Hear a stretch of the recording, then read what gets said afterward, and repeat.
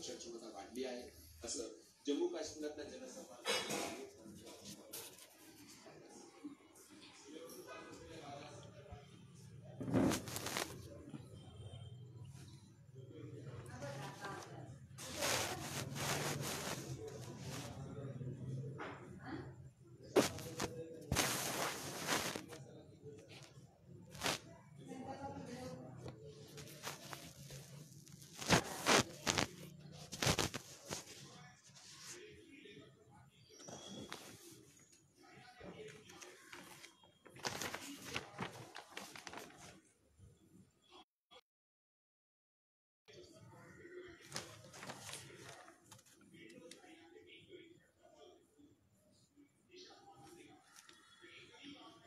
Hello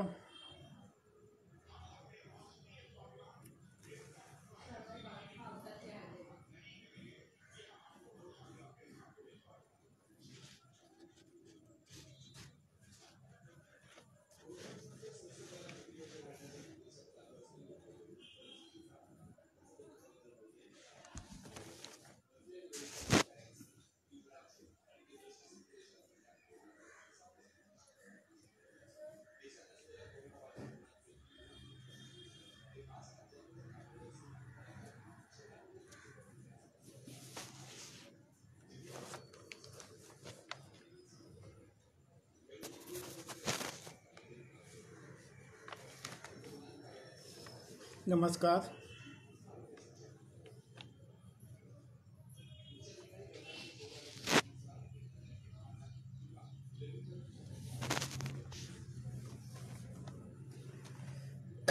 नमस्कार, मी doctor Kundalik Kedari पुण्यावरून. मित्र, आजचा आपला जो विषय आहे तो आदिवासी चित्रपट आणि आदिवासी प्रेक्षण. आदिवासी चित्रपट ही संकल्पना जी आहे ही आता जरा अवघड वाटते. त्याचं कारण साधं सोपं आहे. तर याची पूर्वपीठिका वाचण्यापूर्वी आपण साधारणपणे चित्रपट म्हणजे काय याच्यावर आपला आदिवासी चित्रपटाकडे बोलूया.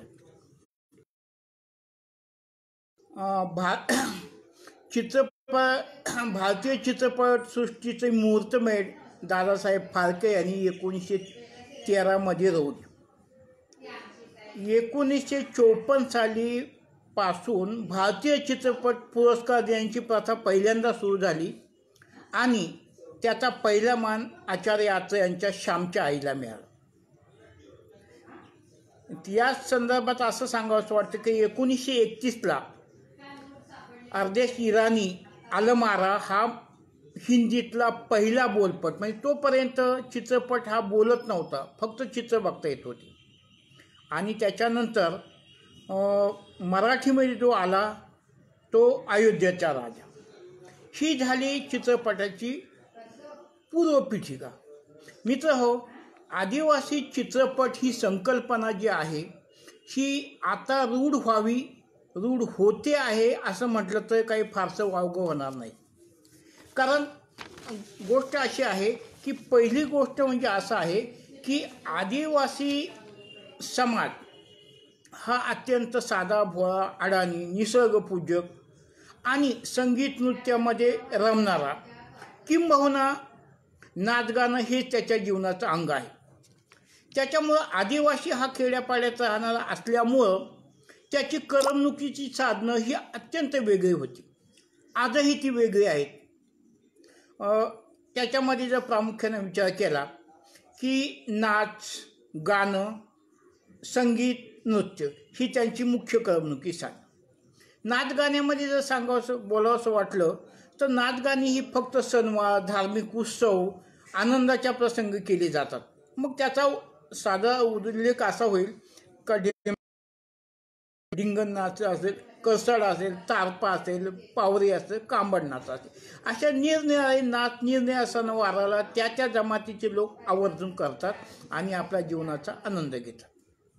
गाणं आदिवासीच्या करमणुकीतला दुसरा एक महत्त्वाचा भाग म्हणजे गाणं.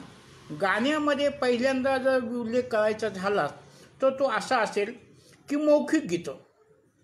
जी मौखिक गीतं म्हणजे लग्नगीतं असेल, होळीची गीतं असतील, डोलार गीतं असतील, झुलवे असतील, जात्यावरची गाणी असतील किंवा दिवाळीची गाणी असतील किंवा डाकावरती कथन केलेल्या गोष्टी असतील, या मौखिक साहित्य जे आहे ते ह्या गाण्याच्या रूपातून आपल्यासमोर आहे आतापर्यंत ऐकायला मिळालं. आणि ते एक आदिवासींचा एक या याच्यातला तो एक भाग होता. त्याचबरोबर करमणुकीचं दुसरा एक महत्त्वाचा साधन म्हणूया किंवा ज्याच्यात आदिवासींची आयडेंटिटी लोपलेली आहे ते आदिवासी धून म्हणजे आदिवासी संगीत.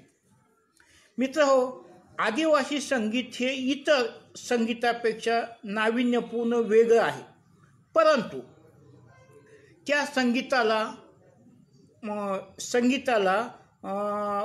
सर्वसामान्यांपर्यंत आणता आणलं नाही किंवा आणलं नाही, पोचवलं नाही. त्याच्यामुळे त्याच्यातली नजाकतचा म्हणूया, त्याच्यातला जो संगीताचा जो बाज आहे हा समोर आला नाही. त्याच्यामुळं आदिवासी संगीत हे फक्त नाचगाण्यापुरतंच मर्यादित राहिलेलं आहे. त्याच्यातला जर उल्लेख करायचा झाला की आदिवासी संगीताचा उल्लेख त्या इन्स्ट्रुमेंट म्हणजे त्या वाद्यांवरून केला जातो. उदाहरणार्थ असं का पावरी, तारपा, ढोल असेल, पिरी असेल, शहनाई असेल, किंगळी असेल, घांगड असेल का मांदर, डप, हे सगळे नाच जे वाद्य आहे ते रात्रभर वाजवत धुंद होऊन आदिवासी आपल्या जीवनाचा आनंद घेत होते. त्यांच्या सोबतीला आदिवासी नृत्याच्या अगोदरचा एक महत्त्वाचा मुद्दा आहे. आदिवासींच्या कला संस्कृतीमध्ये फार महत्त्वाचा मानला जातो. त्याच्यामध्ये प्रामुख्याने बोहाडामध्ये नाच पण आहे, गीत पण आहे, कथा पण आहे. बोहाडा असेल, दंडाळ असेल, रोडाली असेल, मांदूळ असेल का दिंडीन नाच असेल, हे आदिवासी नृत्य नाट्याचे जे प्रकार आहेत, ही एक आदिवासींच्या जीवनातली करमणुकीचं साधन किंवा मनोरंजनाचं साधन असं आहे. परंतु ह्या सगळ्या कला अलीकडे लोप पावत चालले. आता लोक का पावत चालल्यात याच्यावरती आपण सविस्तर नंतर बोलता येईल, परंतु ही वस्तुस्थिती आहे. याच्या सोबतीला आदिवासींच्या कलेतला एक भाग आहे ते कलापथक. प्रामुख्याने सोंगाड्या पार्टी, नाचाचा तमाशा किंवा धांगडीचा तमाशा, हे जे कला प्रकार होते हे प्रथम आदिवासीमध्येच होते. हे इतर जमातीमध्ये आढळत नाही. अर्थात त्याच्यावरती अजून संशोधन झालं नाही, हा वेगळा भाग. परंतु ह्या कथेतून आदिवासींचं आतापर्यंत प्रेक्षक बंदिस्त केला गेला होता आणि हा बंदिस्त केलेला प्रेक्षक त्यानं आवर्जून पाहत होता. आता हा बंदिस्त प्रेक्षक आजही खेड्यापाड्यात आहे, त्या अनुषंगाने रमतो आणि आनंद घेतो. परंतु जेव्हा आदिवासी थोडा शिकला, सवरला आणि तो शहराकडे वळला, तालुक्याच्या शहराच्या नोकरीनिमित्तानं, धंद्याच्या निमित्ताने, शिक्षणाच्या निमित्ताने आलं, त्यावेळेला तो मात्र आदिवासींची जे रमण्याची जी जागा होत्या, ज्या करमणुकीच्या साधनं होती, त्याच्यापासून तो थोडासा दूर आला आणि त्याला नवीन करमणुकीच्या साधनांचं ओळख झाली. त्याच्यात प्रामुख्याने नाटक म्हणजे रंगभूमी होतं, ज्याला बंदिस्त थिएटरमध्ये नाटक म्हणतो आम्ही तसा, किंवा नाच गाण्याचा असेल तर ऑर्केस्ट्रा म्हणूया. आणि त्याच्यानंतरचा पुढचा भाग जो बनला तो सिनेमा. शहरामध्ये सिनेमा थिएटर्स उपलब्ध असल्यामुळं प्रेक्षक, शहरामध्ये आलेला प्रेक्षक हळूहळू सिनेमाकडे वळला. सिनेमाकडे वळल्यानंतर त्याला जे सुरुवातीला जे अप्रूप वाटत, तो भव्य दिव्य होते, तिकडंच तो वळला. त्याच्यामुळं आता प्रश्न असा आहे की आदिवासी प्रेक्षक कुठे आहे किंवा काय बघतो याचाही आपल्याला विचार करण्याची गोष्ट आहे. मित्र, हे सांगण्याचा उद्देश असा आहे किंवा बोलण्याचा जो उद्देश आहे की शेवटी आपण आपला जो प्रेक्षक काय करतो आहोत किंवा कुठे आहे त्याच्याकडे कसं जायचं याच्यासाठी ही पूर्वपीठिका. आता ह्या सगळ्या गोष्टीमध्ये खरं जर सांगायचं म्हटलं तर आदिवासी रंगभूमी ही रंगभूमी तेवढी जोमाने फोफावली नाही. दलित रंगभूमीच्या चळवळीची प्रेरणा घेऊन आदिवासी रंगभूमी थोडीफार शहरात रुजायला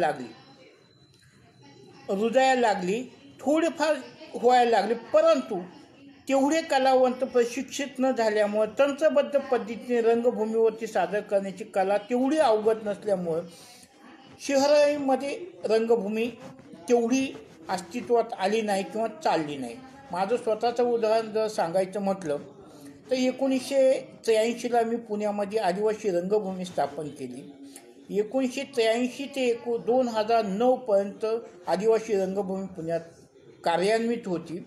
त्याच्यामध्ये साधारणपणे 8 ते 10 नाटकं मी सिल्वर ज्युबली केली आणि ती बालगंधर्वसारख्या अति उच्चभ्रू वस्तीतल्या थिएटरमध्ये.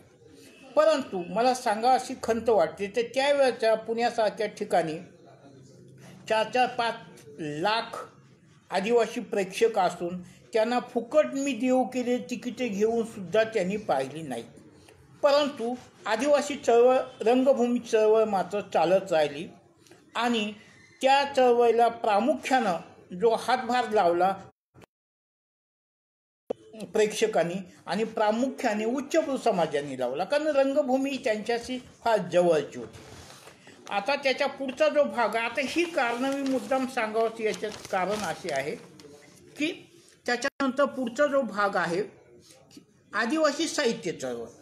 कारण आदिवासी चळवळीसाठी आदिवासी साहित्य चळवळ ही फार महत्त्वाची मानली जाते. कारण शेवटी जो प्रेक्षक जो आलेला आहे थिएटरमध्ये आलेलं आहे, आपल्या शहरामध्ये आलेलं आहे किंवा खेडोपाड्यात आहे, त्यांची चळवळ म्हणून पहिल्यांदा 1919 साली पहिल्यांदा आदिवासी साहित्य संमेलन झालं. त्याला सलग 9 साहित्य संमेलनं आदिवासी साहित्य संमेलनं म्हणून झाली. त्या काळामध्ये त्याच्यातून अनेक साहित्यिक पुढे आले, त्यांचं साहित्य पण लोकांपर्यंत पोचलं. परंतु ती चळवळ पुढं फार चालली नाही किंवा आज ती चालत नाही, थोड्याफार फरकाने होते. एक चळवळीचा भाग म्हणून आता जे नवोदित साहित्यिक लिखित झालेले आहे, जे लिहित आहेत, हळूहळू सहभागी होते. परंतु साहित्यिकांची एक जबाबदारी आहे की आपला प्रेक्षक वर्ग वाढवावा. मला सांगायला खेद वाटतोय की आम्ही साहित्यिकांनी आमचा प्रेक्षक वर्ग वाढवण्याचा कुठलाही प्रयत्न केला गेला नाही किंवा आमचं साहित्य फार मोठं भव्य दिव्य आहे, ते चकित करणारं आहे आणि म्हणून आदिवासी प्रेक्षक आमच्याकडे वळतात.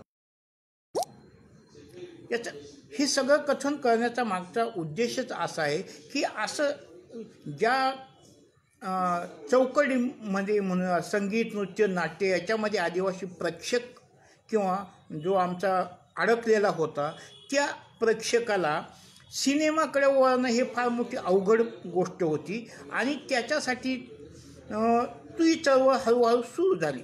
परंतु सिनेमा म्हणजे काय, सिनेमा म्हणजे काय आणि त्याची सुरुवात कशी आदिवासीकडे झाली याची थोडीशी पीठिका मी सांगतो. सुरुवातीच्या काळामध्ये फक्त माहितीपट एवढेच प्रदर्शित झाले.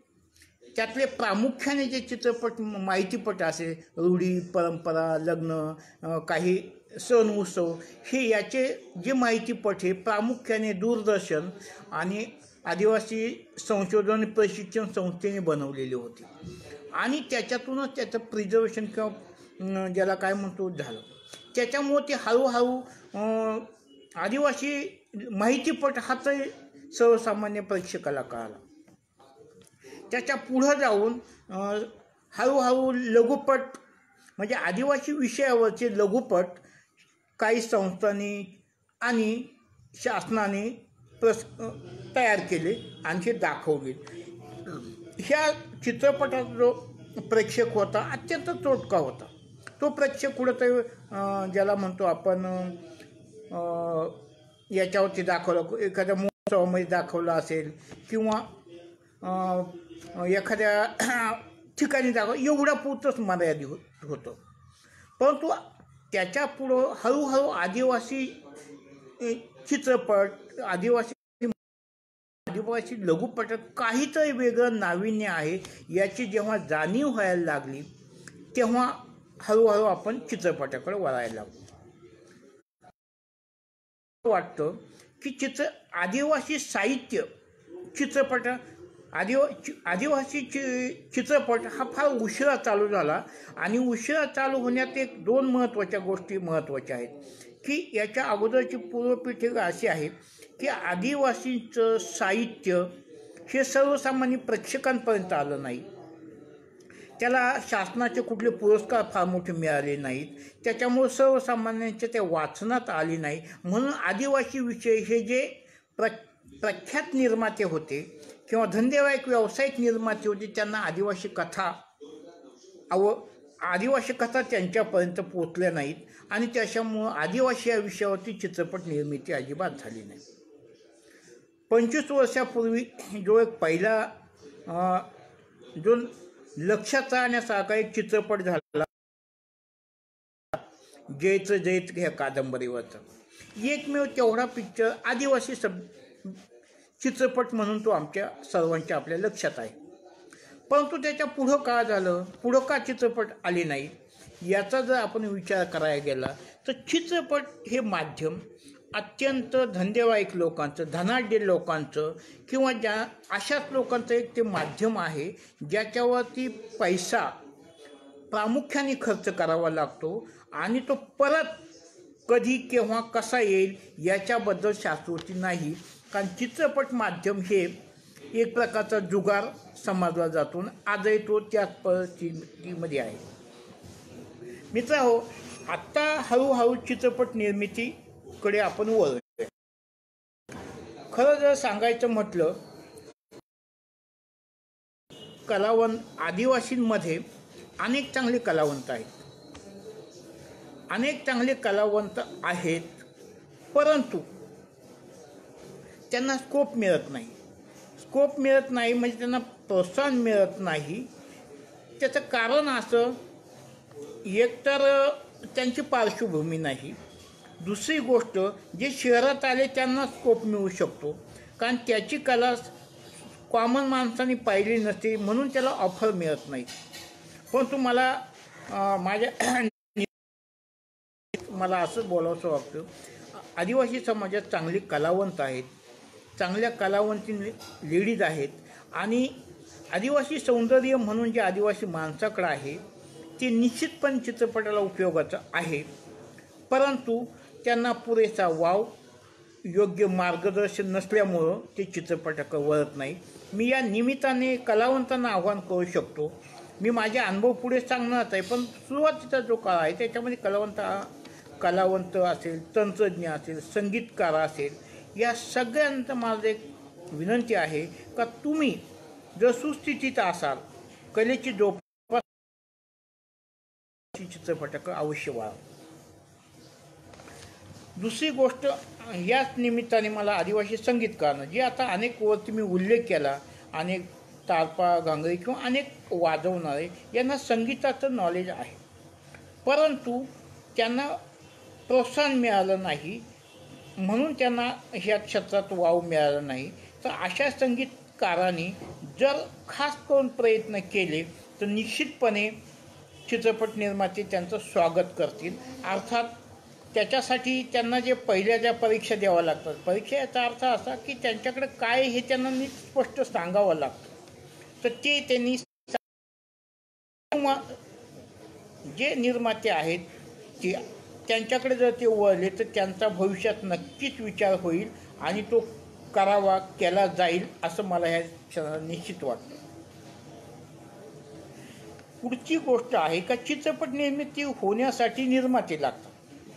आदिवासी समाज हा अत्यंत खेड्यापाड्यातून शहरात आल्यामुळं तो गडगंज संपत्तीवाला का फार मोठा व्यवसायी नाही, त्याच्याकडे अशी मोठी रक्कम नाही, त्याच्यामुळं आदिवासी निर्माते व्हायला शक्यतो लोक घाबरतात किंवा त्या विषयातलं आपल्याला ज्ञान नाही म्हणूनही ते येत नाही.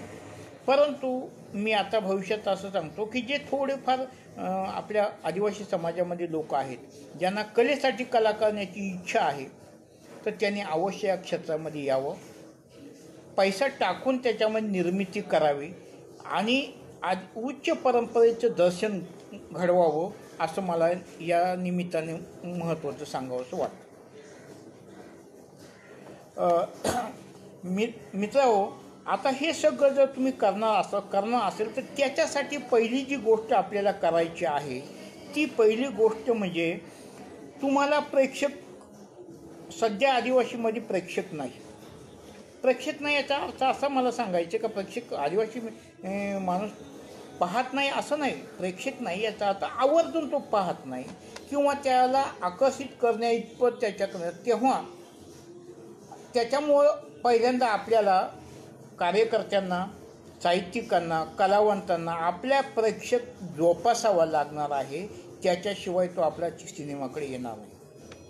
साहित्यिकांनाही मला त्या निमित्ताने सांगायचं आहे का जोपर्यंत तुम्ही वाचक वर्ग चांगला करत नाही, चळवळ चालवत नाही, तोपर्यंत आदिवासी चांगलं साहित्य बाहेर येणार नाही. आणि चांगलं साहित्य, दर्जेदार साहित्य वाचल्यामुळे कथा, कादंबरी, नाटक वगैरे हे पाहिल्याशिवाय बाहेरचा जो इतर समाजाचा निर्माता आहे तो आदिवासी साहित्याकडे वळणार नाही, त्याच्यावर तो निर्मिती करणार नाही. आता दुसरा जो प्रश्न असा आहे की हे सगळं जर होत असेल तर तो चित्रपटामध्ये तग धरू शकतोय असं मला थोडंसं वाटू शकतं. मित्रहो, चित्रपटाच्या बाबतीमध्ये आपण पाठीमागं आहोत त्याची जी अनेक कारणं आहेत ती कारणं मला तुम्हाला मुद्दाम सांगावं लागतील की आतापर्यंत आदिवासी विकासासाठी महाराष्ट्र शासन अनेक प्रकारे प्रयत्न करत आहे, परंतु आदिवासी कला, संस्कृती संवर्धनासाठी खास असं काही करत.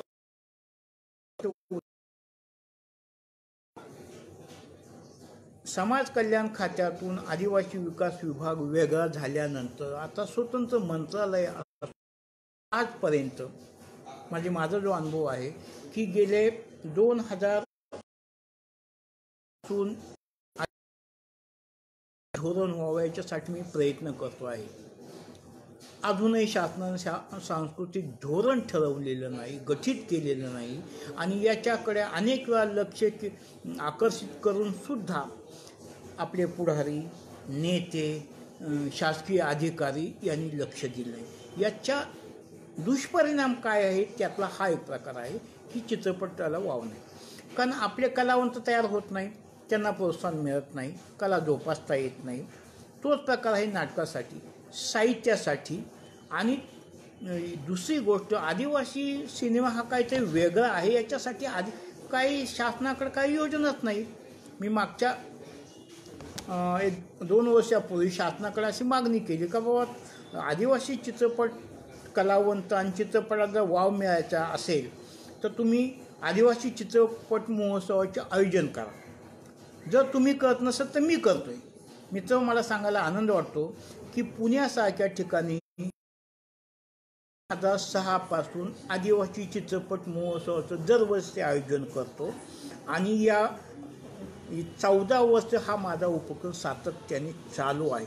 याच्यामध्ये देशांतर्गत जे निरनिराळे स्टेट आहेत, राजस्थान, गुजरात, आंध्रा किंवा तुमचा ओरिसा वगैरे, इथून नवीन चित्रपट म्हणजे ज्याला शॉर्ट फिल्म म्हणतो, चित्रपट म्हणजे शॉर्ट फिल्म येतात आणि इथं पुणेरीपेक्षा आवर्जून बघतो आणि प्रशंसाच करतो. एवढंच नाही तर माझा असा अनुभव आहे की हे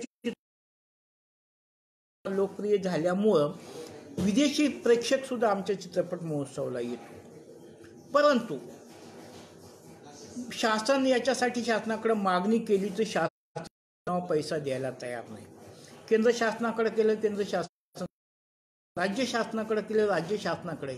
तुम्हाला सांगावं असं मला आणखी एक वाटतं की माननीय सावरासाहेब जेव्हा आदिवासी मंत्री होते त्यांच्याकडे मी असा प्रस्ताव टाकला की इतके वर्ष जर हा, आणि मी भारतातला एकमेव माणूस असा आहे की जो सातत्याने 14 आदिवासी महोत्सव पुण्यासारख्या कला संस्कृतीच्या माहेरघरात आयोजित करतो, तर त्याला तुम्ही अनुदान द्यावं. सावरसाहेबांच्या अनुदानाला आदिवासी संशोधन प्रशिक्षण संस्थेकडे पाठवलं सुद्धा, त्याचा मी फॉलोअप केला, परंतु त्या फाईलवरती एवढा गंज चढलेला आहे का अद्यापपर्यंत त्याच्यावरती कुठल्याही अधिकाऱ्यांनी लक्ष दिलेलं नाही.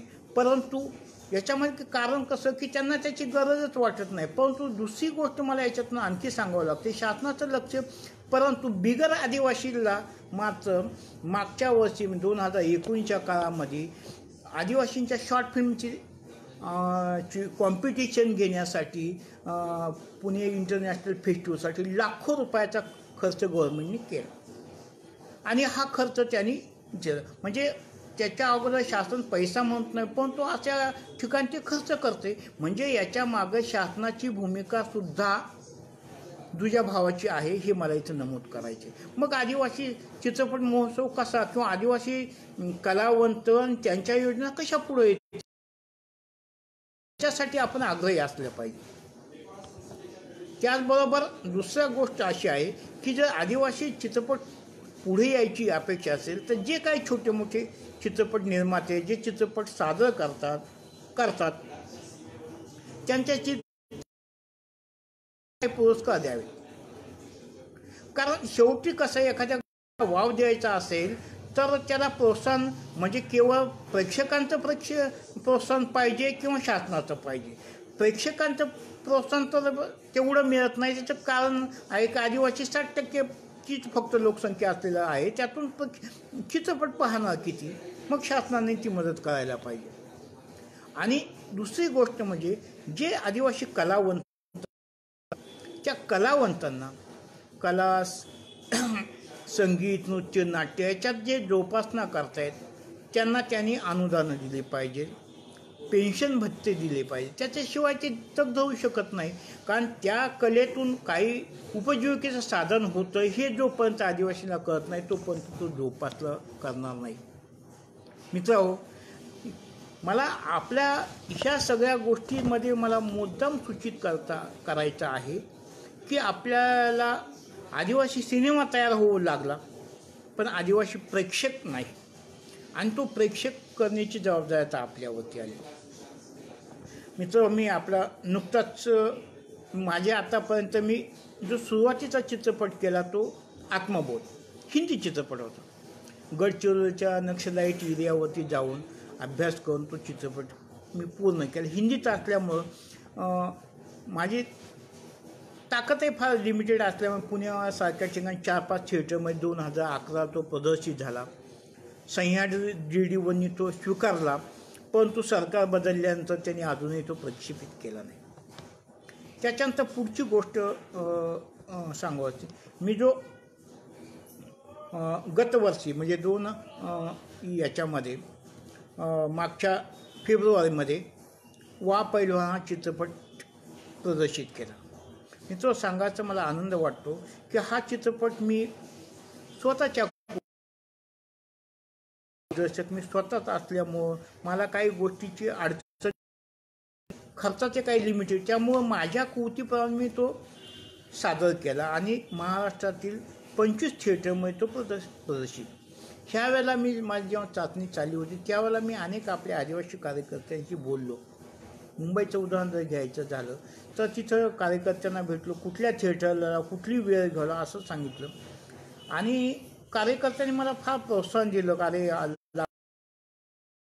आणि त्याप्रमाणे एका कार्यक्रमाचा इतका उत्स्फूर्त त्यांनी प्रतिसाद दिला तर मी भावून गेलो. अरे वा एवढा जर प्रेक्षक आहे मुंबईसारख्या ठिकाणी तर चालेल.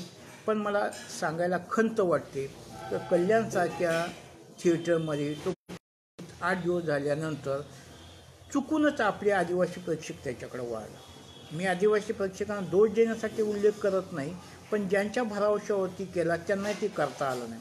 त्यांचे दोष अनेक असू शकतील पण त्यांचा जो मुख्य दोष आहे तुम्हाला अगोदरच कळलेला होता का आपला प्रेक्षक आपलं बघत नाही किंवा आपल्या माणसावरती त्याचा विश्वासही तेवढा नाही. ही गोष्ट त्याच्यातून मला जाणवली. अर्थात त्याच्यावरती मी खचून गेलो नाही. मी पुढच्या चित्रपटाची निर्मिती केली. मित्र जर ह्या क्षेत्रामध्ये यायचं असेल तर काही नवीन आमच्या कलावंतांना किंवा निर्मात्यांना काही सूचना करू इच्छितो. ती तुम्हाला एक महत्त्वाची गोष्ट आहे. मित्र हो हे आदिवासी चित्रपट निर्मितीमध्ये यायचं असेल तर पहिल्यांदा त्यांना प्रदर्शनपूर्वी मार्केटिंगला वेळ राखून ठेवला पाहिजे आणि मार्केटिंग चांगली केली पाहिजे. त्याच्याशिवाय तो प्रदर्शित करणं म्हणजे पायावरती धोंडा पाडून घेण्यासारखं आहे. त्याचबरोबर दुसरं एक महत्त्वाची गोष्ट मला सांगायची की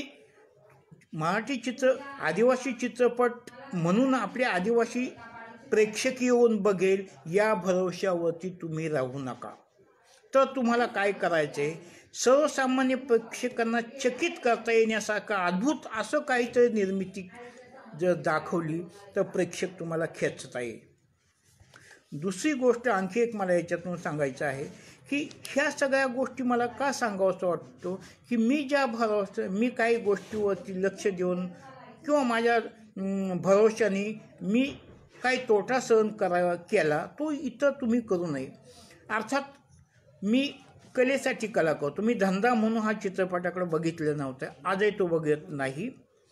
म्हणून कलेसाठी कला मी केली. मी स्वतः लेखक, दिग्दर्शक आणि कलावंत असल्यामुळे मी कला हाच त्याच्यामध्ये कॅटेगरी आणि मला सांगावासा आनंद वाटतो की याच्यामधून आदिवासी कला संवर्धन या संबंधात हीच गोष्ट मी माझ्या चित्रपटातून पुढं मांडण्याचा प्रयत्न केलेला आहे.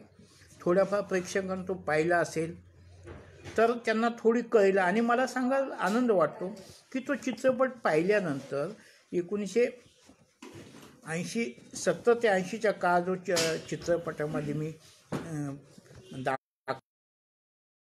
काही कलावंतांनी किंवा यांनी मला आवर्जून सांगितलं की बरेच वर्षांतर आम्हाला खेडेगाव पाहण्याचा योगायोग आला. ही मला पोचपावती आहे. म्हणजे मी जो काळ उभा करायचा प्रयत्न केला त्यावेळची माणसं, त्यावेळची कला संस्कृती संवर्धन मी दाखवण्याचा प्रयत्न केला. हा लोकांना पटला आणि त्यांना तो पसंतही केला. तर मित्रहो, मला पुन्हा पुन्हा आपल्याला विनंती करायची आहे की मराठी चित्रपटामध्ये आदिवासी ठसा उमटवायचा असेल तर साहित्यिकांवरती मोठी जबाबदारी आहे. त्यानं चांगलं साहित्य निर्मित करावं.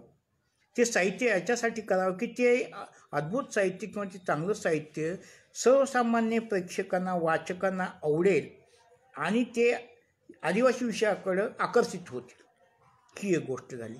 त्याचबरोबर दुसरी आणखी एक गोष्ट मला सांगावीशी वाटते की गाफील राहून चित्रपट निर्मिती करू नये असा माझा निर्मात्यांना सल्ला आहे की त्यांनी आपला प्रेक्षक वाढवण्यासाठी सतत प्रयत्न करा, तरच आपण सक्सेसच्या बाजूला जाणार.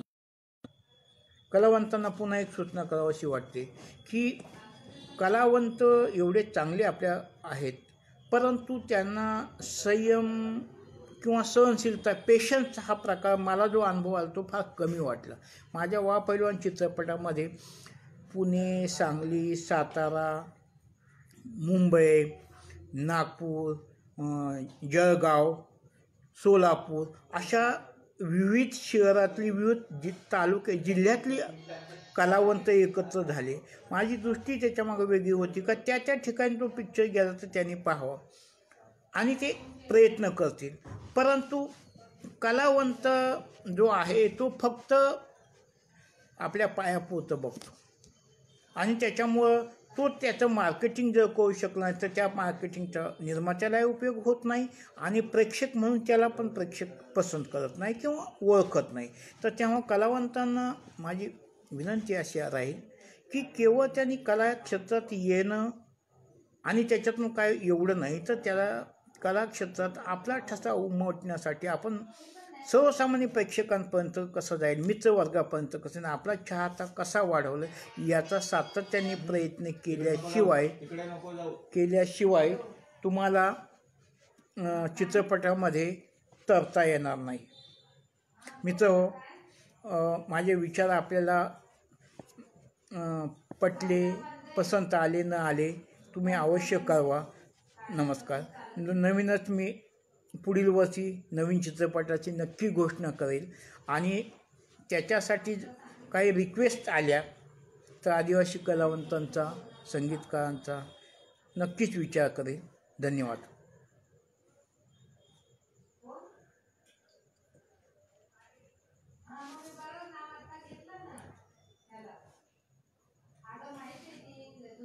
तिथे बंद करू.